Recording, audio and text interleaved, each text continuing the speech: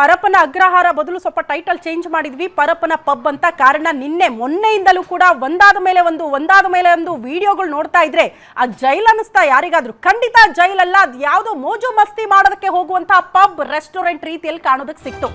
ನಾನು ಮತ್ತೆ ಹೇಳ್ತಾ ಇದ್ದೀನಿ, ತಪ್ಪು ಮಾಡಿದವರಿಗೆ ಮನ ಪರಿವರ್ತನೆ ಆಗಬೇಕಾದಂತ ಜಾಗ ಮನ ಪರಿವರ್ತನೆ ಆಗೋದನ್ನ ಬಿಟ್ಟು ಆರಾಮಾಗಿ ಇಡುವಲ್ಲಿ ಈ ರೀತಿ ಜೈಲ್ಗಳನ್ನ ಪಬ್ ಆಗಿ ಮಾರ್ಪಾಡು ಮಾಡ್ತಿದ್ದಾರಾ ಅನ್ನೋದು ಪ್ರಶ್ನೆ.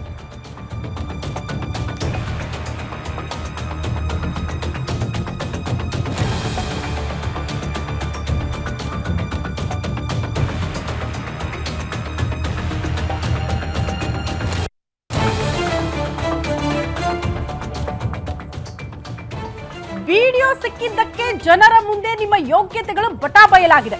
ಮೊದಲು ಜೈಲಲ್ಲಿ ಇಂಥದ್ದಕ್ಕೆಲ್ಲ ಕಡಿವಾಣ ಹಾಕಿ ಅಂತ ಪದೇ ನಾವು ಹೇಳಿದ್ದೇ ಆಯ್ತು, ನೀವು ಕೇಳಿದ್ದೇ ಆಯ್ತು, ಬಟ್ ಯಾವುದಕ್ಕೂ ಕೂಡ ಕಡಿವಾಣ ಮಾತ್ರ ಇಲ್ಲ. ಎಂಜಲು ಗಾಸಕ್ಕೆ ಕೈ ಚಾಚುತ್ತೀರಲ್ಲ, ನಾಚಿಕೆ ಆಗಲ್ವಾ ನಿಮ್ಗಳಿಗೆ ಅಂತ ಜನ ಪ್ರಶ್ನೆ ಮಾಡ್ತಿದ್ದಾರೆ. ವಿಡಿಯೋ ಹೆಂಗ್ ಬರತ್ರಿ? ವಿಡಿಯೋ ಮಾಡಿದವರನ್ನ ಪ್ರಶ್ನೆ ಮಾಡ್ತೀರಿ, ವಿಡಿಯೋ ಮಾಡಿದವರನ್ನ ನೀವು ಪ್ರಶ್ನೆ ಮಾಡಿ ಅವ್ರನ್ನ ವಿಚಾರಣೆಗೆ ಒಳಪಡಿಸ್ತೀರಿ. ಯಾರು ರಿಲೀಸ್ ಮಾಡಿದ್ರು, ಯಾರು ಮಾಧ್ಯಮಗಳಿಗೆ ಕೊಟ್ಟರು ಅಂತವರನ್ನ ಕರೆದು ವಿಚಾರಣೆ ಮಾಡೋದಲ್ಲ. ಇಂಥದಕ್ಕೆಲ್ಲ ಅವಕಾಶ ಮಾಡಿಕೊಟ್ರಲ್ಲ, ಅಂಥವರ ವಿರುದ್ಧ ಕ್ರಮ ಆಗಬೇಕು. ಅಂಥವರ ವಿರುದ್ಧ ಕ್ರಮ ತೆಗೆದುಕೊಳ್ಳೋದನ್ನ ಬಿಟ್ಟು ಯಾರು ವಿಡಿಯೋ ಮಾಡಿದ್ರು, ಎಲ್ಲಿಂದ ವೈರಲ್ ಆಯ್ತು, ಯಾರು ಮೀಡಿಯಾಗಳಿಗೆ ಕೊಟ್ಟರು, ಯಾರು ಸಾರ್ವಜನಿಕವಾಗಿ ಚರ್ಚೆಯನ್ನ ಹುಟ್ಟು ಹಾಕಿದ್ರು ಅಂಥವ್ರಿಗೆ ನೋಟಿಸ್ ಕೊಡ್ತೀವಿ, ಅಂಥವ್ರಿಗೆ ಕ್ರಮ ಕೈಗೊಳ್ತೀವಿ, ಅಂಥವ್ರನ್ನ ವಿಚಾರಣೆಗೆ ಒಳಪಡಿಸ್ತೀರಿ ಅಂತ ಆದ್ರೆ ನಾಚಿಕೆ. ಮತ್ತೆ ಇದು ನಾಚಿಕೆಗೇಡಿನ ಸಂಗತಿ. ನಾನಾಗ್ಲೇ ಹೇಳ್ತಾ ಇದ್ದೆ, ಬಿ ದಯಾನಂದ್ ಒಬ್ಬ ದಕ್ಷ ಪ್ರಾಮಾಣಿಕ ಅಧಿಕಾರಿ. ಅವರು ಕಾರಾಗೃಹ ಇಲಾಖೆಯ ಎಡಿಜಿಪಿ ಆಗಿದ್ದಾರೆ ಅನ್ನೋ ಕಾರಣಕ್ಕೆ ಅತಿ ದೊಡ್ಡ ನಂಬಿಕೆ ಜನರಲ್ಲಿ ತಪ್ಪ, ಇಂಥ ಅಕ್ರಮಗಳು ನಡೆಯೋದಿಲ್ಲ, ಎಲ್ಲ ಅಕ್ರಮಗಳಿಗೆ ಕಡಿವಾಣ ಹಾಕ್ತಾರೆ ಅಂತ ಅವರ ಕಣ್ಣು ತಪ್ಪಿಸಿ ಜೈಲಧಿಕಾರಿಗಳು ಎಂಜಲು ಗಾಸಿಗೆ ಬಾಯಿ ಚಾಚಿ ಕೈ ಚಾಚಿ ಇಂಥ ಅಕ್ರಮಗಳಿಗೆ ಸಾಕ್ಷಿ ಆಗ್ತಿದ್ದಾರಾ ಅಂತ ನಾವು ಪ್ರಶ್ನೆ ಮಾಡಬಾರ್ದಾ? ಜಸ್ಟ್ ಅವರೆಲ್ಲ ಇನ್ನ ಉಳಿದ ಅಧಿಕಾರಿಗಳ ಹೆಸರುಗಳನ್ನ ಹೇಳ್ತಾ ಹೋಗ್ತೀರಿ. ಜೈಲಧಿಕಾರಿಗಳೇ, ಪೊಲೀಸರೇ, ಇದೇನಾ ನಿಮ್ಮ ಯೋಗ್ಯತೆ? ಜನ ಪ್ರಶ್ನೆ ಮಾಡ್ತಾರ್ರಿ, ಥೂ ಅಂತ ಉಗಿತಿದ್ದಾರೆ ಜನ ಹೊರಗಡೆ. ಜೈಲಿನ ಅಕ್ರಮಗಳಿಗೆ ಕಡಿವಾಣ ಹಾಕೋದು ಯಾವಾಗ, ಯಾಕೆ ಹಾಕಕ್ಕಾಗ್ತಿಲ್ಲ ನಿಮ್ಗೆ? ವಿಡಿಯೋ ಲೀಕ್ ಆಗಿದ್ರ ಬಗ್ಗೆ ತನಿಖೆ ನಡೆಸ್ತೀರಾ ಅನ್ನೋದನ್ನ ಪ್ರಶ್ನೆ ಮಾಡ್ತಿದ್ದಾರೆ. ಹಾಗಾದ್ರೆ ಜೈಲನ್ನ ಪಬ್ ಹೋಟೆಲ್ ಮಾಡಿದ ಅಧಿಕಾರಿಗಳ ವಿರುದ್ಧ ಕ್ರಮ ಇಲ್ವಾ? ಅವರನ್ನ ಪ್ರಶ್ನೆ ಮಾಡಕ್ಕಾಗಲ್ವಾ? ಟೆರರಿಸ್ಟ್ ರೇಪಿಸ್ಟ್ಗಳಿಗೆ ರಾಜಾತಿಥ್ಯ ಕೊಡ್ತೀರಿ ಅಂತ ಆದ್ರೆ ಇದಕ್ಕಿಂತ ನಾಚಿಕೆಗೇಡಿನ ಸಂಗತಿ ಮತ್ತೊಂದೇನಿದೆ? ದೇಶದಲ್ಲಿ ವಿಧ್ವಂಸಕ ಕೃತ್ಯಗಳನ್ನ ಎಸಗಿದಾತ ಒಬ್ಬ ಒಳಗಡೆ ಇದ್ದಾನೆ, ಆತನ ಕೈಗೆ ಮೊಬೈಲ್ ಕೊಡ್ತೀರಿ ಅಂದ್ರೆ ನೀವು ವಿಧ್ವಂಸಕ ಕೃತ್ಯಗಳಿಗೆ ಸಾಥ್ ಕೊಡ್ತಿದ್ದೀರಿ ಅಂತ ಅರ್ಥ. ಒಳಗಡೆ ಮೊಬೈಲ್ ಕೊಟ್ಟು ಹೊರಗಡೆ ಸ್ಕೆಚ್ ರೂಪುಕೊಳ್ಳೋದಕ್ಕೆ ಅವಕಾಶ ಮಾಡಿಕೊಡ್ತೀರಿ ಅಂತ ಆದ್ರೆ ನೀವು ದೇಶ ದ್ರೋಹಿಗಳೇ ಅಂತ ಜನ ಪ್ರಶ್ನೆ ಮಾಡ್ತಿದ್ದಾರೆ. ದರ್ಶನ್ ಅವ್ರಿಗೊಂದು ಹಾಸಿಗೆ ದಿಂಬು ಕೊಡಕ್ಕಾಗ್ತಾ ಇಲ್ಲ, ಕೂತ್ಕೊಳ್ಳೋದಕ್ಕೆ ಚೇರ್ ಕೊಡ್ತಾ ಇಲ್ಲ, ಮಿರರ್ ಕೊಡ್ತಾ ಇಲ್ಲ, ಬಾಚಣಿಕೆ ಸಿಗ್ತಾ ಇಲ್ಲ, ಕನಿಷ್ಠ ಸೌಲಭ್ಯಗಳು ನನಗೆ ಸಿಗ್ತಾ ಇಲ್ಲ ಅಂತ ಪರದಾಡ್ತಿದ್ದಾರೆ. ವಿಷ ಕೊಟ್ಟು ಬಿಡಿ, ನರಕ ಯಾತನೆ ಆಗ್ತಾ ಇದೆ ಅಂತ ಅವರ ಪರ ವಕೀಲರು ಸುನೀಲ್ ಕುಮಾರ್ ಅವರು ಪದೇ ಈ ವಿಚಾರಕ್ಕೆ ಸಂಬಂಧಪಟ್ಟಂತೆ ವಾದ ಮಾಡುವಾಗ ಹೇಳ್ತಿದ್ದು ಒಂದೇ ವಿಚಾರ. ದರ್ಶನ್ ಅವ್ರ ವಿಚಾರಕ್ಕೆ ಸಂಬಂಧಪಟ್ಟಂತೆ ಇಷ್ಟೆಲ್ಲ ಪ್ರಶ್ನೆ ಮಾಡ್ತಾರೆ ಜೈಲಧಿಕಾರಿಗಳು. ಒಳಗಡೆ ಇದ್ದಂತ ಉಗ್ರರು ಜೊತೆಗೆ ಟೆರರಿಸ್ಟ್ ರೇಪಿಸ್ಟ್ ಗಳ ಕೈಯಲ್ಲಿ ಮೊಬೈಲ್ ಇದೆ, ರಾಜಾತಿಥ್ಯ ಕೊಡ್ತಿದ್ದಾರೆ, ಅದನ್ನ ಯಾಕೆ ಪ್ರಶ್ನೆ ಮಾಡಲ್ಲ ಅಂತ. ಮೋಸ್ಟ್ಲಿ ಅವ್ರಿಗೆ ಆಗ್ಲೇ ಗೊತ್ತಿತ್ತು ಅನ್ಸುತ್ತೆ, ಉಳಿದವ್ರಿಗೆ ಸಿಗುತ್ತೆ, ದರ್ಶನ್ ಅವ್ರಿಗೆ ಕೊಟ್ರೆ ಮಾತ್ರ ಪ್ರಶ್ನೆ ಮಾಡ್ತಾರೆ ಕೆಲವರು. ಇದು ದೊಡ್ಡ ಮಟ್ಟದಲ್ಲಿ ಸುದ್ದಿ ಆಗುತ್ತೆ, ಉಳಿದವ್ರಿಗೆ ಕೊಟ್ರೆ ಸುದ್ದಿ ಆಗಲ್ಲ ಅಂತ. ಹಾಗಾಗಿ ಪದೇ ಕೋರ್ಟ್ ಮುಂದೆ ಇಂಥ ವಿಚಾರಗಳನ್ನ ಸುನಿಲ್ ಅವರು ಪ್ರಸ್ತಾಪ ಮಾಡ್ತಿದ್ರ ಅಂತ ಸಹಜವಾಗಿ ಈ ವಿಚಾರಗಳಿಗೆ ಸಂಬಂಧಪಟ್ಟಂತೆ ಪ್ರಶ್ನೆಗಳು ಬರ್ತಾ ಇದೆ. ಕರ್ನಾಟಕದ ಜನ ಜೈಲಧಿಕಾರಿಗಳ ಯೋಗ್ಯತೆ ಬಗ್ಗೆ ಮಾತಾಡ್ತಿದ್ದಾರೆ. ಸರ್ಕಾರ ಕೊಡುವಂತಹ ಸಂಬಳ ಸಾಕಾಗಲ್ಲ ಅಂದ್ರೆ ಮನೆಗೆ ಹೋಗಿ ನೀವು ಅಂತ ಜನ ಪ್ರಶ್ನೆ ಮಾಡ್ತಿದ್ದಾರೆ. ಅದ್ ಸಾಕಾಗಲ್ಲ ರೀ, ನಮ್ಗೆ ಎಂಜಲು ಕಾಸೆ ಬೇಕು, ದುಡ್ಡು ಇಳಿಸ್ಕೋಬೇಕು, ದುಡ್ಡು ಮಾಡಬೇಕು, ಬದುಕು ನಡೆಸಬೇಕು ಅಂತ ಆದ್ರೆ ಇದೇ ದಾರಿನ ನಿಮ್ಗೆಲ್ಲ ಇರೋದು. ಅವ್ರು ತಪ್ಪು ಮಾಡಿ ಒಳಗಡೆ ಇದ್ದಾರೆ ಅಂದ್ರೆ ಅವ್ರಿಗೆ ಸಾಥ್ ಕೊಡ್ತಾ ಇರೋದು ನೀವೆಷ್ಟು ದೊಡ್ಡ ತಪ್ಪು ಮಾಡ್ತಿದ್ದೀರಾ ಅನ್ನೋದ್ರ ಅರಿವು ನಿಮಗಿಲ್ವಾ ಅಂತ. ಯಾರು ಉಮೇಶ್ ರೆಡ್ಡಿ 18 ಜನ ಹೆಣ್ಣು ಮಕ್ಕಳ ಕೊಲೆ ಅತ್ಯಾಚಾರ ಪ್ರಕರಣದಲ್ಲಿ ಭಾಗಿಯಾಗ್ತಾನೆ. 9 ಪ್ರಕರಣಗಳಲ್ಲಿ ಆತನಿಗೆ ಶಿಕ್ಷೆ ಪ್ರಕಟ ಆಗುತ್ತೆ, ಜೀವಾವಧಿ ಶಿಕ್ಷೆ ಅನುಭವಿಸ್ತಾ ಇರುವಂತ ಒಬ್ಬ ಕ್ರಿಮಿಗೆ ಈ ರೀತಿ ರಾಜಾತಿಥ್ಯ ಕೊಡ್ತೀರಿ, ಕೈಯಲ್ಲಿ ಮೊಬೈಲ್ ಕೊಡ್ತೀರಿ, ಕುಡಿಯೋ ಕೆಣ್ಣೆ ಕೊಡ್ತೀರಿ, ತುಂಡು ಗುಂಡಿನ ವ್ಯವಸ್ಥೆ ಮಾಡ್ತೀರಿ ಅಂದ್ರೆ ನಾಚಿಕೆ ಆಗಲ್ವಾ? ನಿಮ್ಮ ಯೋಗ್ಯತೆ ಜನರ ಮುಂದೆ ಇವತ್ತು ಬಟಾ ಬಯಲಾಗಿದೆ. ಇದಕ್ಕೆಲ್ಲ ಉತ್ತರ ಕೊಡಬೇಕು ಗೃಹ ಇಲಾಖೆ. ಜನ ಗೃಹ ಇಲಾಖೆಯನ್ನ ಪ್ರಶ್ನೆ ಮಾಡ್ತಾರೆ, ಪರಮೇಶ್ವರ್ ಅವ್ರನ್ನ ಪ್ರಶ್ನೆ ಮಾಡ್ತಾರೆ. ಅವ್ರು ಮಾನಿಟರ್ ಮಾಡಬಹುದು, ಹೇಳಬಹುದು, ಅಧಿಕಾರಿಗಳಿಗೆ ತಾಕೀತು ಮಾಡಬಹುದು. ಆದರೆ ಇದನ್ನ ನಿಭಾಯಿಸುವ ಅಧಿಕಾರಿಗಳು ಏನ್ ಮಾಡ್ತಿದ್ದಾರೆ? ಪೊಲೀಸರ ಅಕ್ರಮ ಬಯಲು ಮಾಡಿದ್ದೇ ನಟ ಧನ್ವೀರ್ ಅಂತೆ. ಯಾವ ರೀತಿ ರಾಜಾತಿಥ್ಯ ನೀಡ್ತಾ ಇದ್ದಾರೆ ಅನ್ನೋದ್ರ ಬಗ್ಗೆ ವಿಡಿಯೋಗಳನ್ನ ಕೊಟ್ಟಿದ್ದು ಅವರಂತೆ. ಪೊಲೀಸರಿಗೆ ಅನುಮಾನ ಬಂತು, ಅಯ್ಯೋ ತಮ್ಮ ಅಕ್ರಮ ಭ್ರಷ್ಟಾಚಾರ ಬಯಲಾಗಿದ್ದಕ್ಕೆ ಈಗ ಪೊಲೀಸರಿಗೆ ಸಿಟ್ಟು. ಅಕ್ರಮ ಬಂದ್ ಮಾಡ್ತೀವಿ ಅಂತ ಪೊಲೀಸ್ ಹೇಳ್ತಾ ಇಲ್ಲ. ಯಾರು ಅಕ್ರಮವನ್ನ ಬಯಲಿಗೆ ತಂದಿದ್ದಾರಲ್ಲ ಅವ್ರಿಗೆ ನೋಟಿಸ್ ಕೊಡ್ತೀವಿ, ಅವ್ರನ್ನ ವಿಚಾರಣೆಗಳ ಒಳಪಡಿಸ್ತೀವಿ ಅಂತ ಹೋಗ್ತಿದ್ದಾರೆ. ಹೀಗಾಗಿ ನಟ ದರ್ಶನ್ ಅವರ ಆಪ್ತನ ವಿಚಾರಣೆಗೆ ಒಳಪಡಿಸೋದಕ್ಕೆ ಪೊಲೀಸರು ಮುಂದಾಗ್ತಿದ್ದಾರೆ. ನಟ ಧನ್ವೀರ್ ಮಾಡಿದ್ದು ಸರಿ, ಆದರೆ ಇದು ಸರಿಯಲ್ಲ ಅಂತ ಪೊಲೀಸರು ಹೇಳ್ತಿದ್ದಾರೆ. ಯಾಕ್ರಿ ವಿಡಿಯೋ ಲೀಕ್ ಮಾಡಿದ್ರಿ, ಯಾಕ್ರಿ ವಿಡಿಯೋ ಕೊಟ್ರಿ, ಯಾರ್ರೀ ವಿಡಿಯೋ ಮಾಡೋದಕ್ಕೆ ಹೇಳಿದ್ದು ಅಂತ.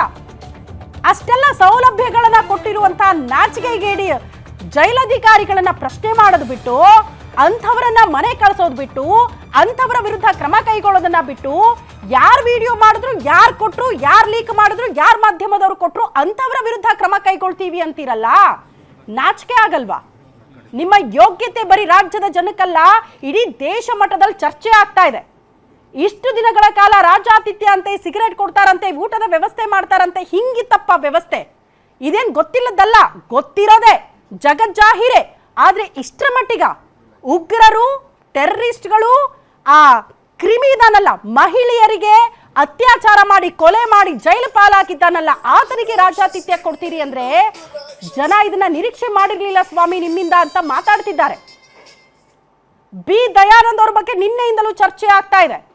ಗೊತ್ತಿದೆಯಾ ಗೊತ್ತಿಲ್ಲಪ್ಪ ನನ್ಗೆ. ಯಾಕಂದ್ರೆ ಈ ಹಿಂದೆ ಸಿಸಿಬಿ ಅಧಿಕಾರಿಗಳು ರೇಡ್ ಮಾಡ್ತಾರೆ, NIA ಅಧಿಕಾರಿಗಳು ಇದೇ ವಿಚಾರಕ್ಕೆ ಸಂಬಂಧಪಟ್ಟಂತೆ ರಾಜ್ಯಾತಿಥ್ಯ ಕೊಟ್ಟಿದ್ದಾರೆ, ಯಾರ್ದೋ ಕೈಯಲ್ಲಿ ಮೊಬೈಲ್ ಇತ್ತು ಅನ್ನೋ ಕಾರಣಕ್ಕೆ ಹೋಗಿ ರೇಡ್ ಮಾಡಿ, ಅಂದ್ರೆ ಕೆಲವರನ್ನ ವಿಚಾರಣೆ ಮಾಡಿದಾಗ ಈ ಎಲ್ಲ ವಿಚಾರಗಳು ಯಾಕೆ ಬೆಳಕಿಗೆ ಬರಲಿಲ್ಲ? ಜೈಲಧಿಕಾರಿಗಳು ಯಾರೋ ಬರ್ತಾರೆ ಅಂದ್ರಾಗ ಅಲರ್ಟ್ ಆಗ್ತಾರ ಅನ್ನೋದು ಪ್ರಶ್ನೆ.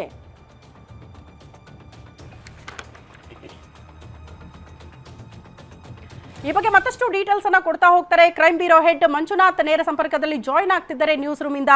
ಮಂಜುನಾಥ್, ಇದಕ್ಕಿಂತ ನಾಚಿಕೆಗೇಡಿನ ಸಂಗತಿ ಮತ್ತೊಂದಿಲ್ಲ ಅಂತ ಅನ್ಸುತ್ತೆ. ಯಾರೋ ಕೊಡೋ ಎಂಜಲಗಾಸಿಗೆ, ಅದು ಯಾರೋ ಅಲ್ಲ, ಟೆರರಿಸ್ಟ್ಗಳು, ವಿಧ್ವಂಸಕ ಕೃತ್ಯಗಳಲ್ಲಿ ಭಾಗಿಯಾಗಿ ಆತಂಕ ಸೃಷ್ಟಿ ಮಾಡುವಂತಹ ಟೆರರಿಸ್ಟ್ಗಳು ಹೆಣ್ಣು ಮಕ್ಕಳ ಮೇಲೆ ಅತ್ಯಾಚಾರ, ಕೊಲೆ ಮಾಡಿ ಜೈಲು ಪಾಲಾದಂತ ಉಮೇಶ್ ರೆಡ್ಡಿ ಕೈಯಲ್ಲಿ ಮೊಬೈಲ್ ಸಿಗುತ್ತೆ, ಅವ್ರಿಗೆಲ್ಲಾ ರೀತಿಯ ವ್ಯವಸ್ಥೆ ಮಾಡ್ತಾರೆ. ಅಂದ್ರೆ ಇದಕ್ಕಿಂತ ನಾಚಿಕೆಗೇಡಿನ ಸಂಗತಿ ಮತ್ತೊಂದಿದೆಯಾ ಅಂತ ಜನ ಪ್ರಶ್ನೆ ಮಾಡಬಾರ್ದಾ?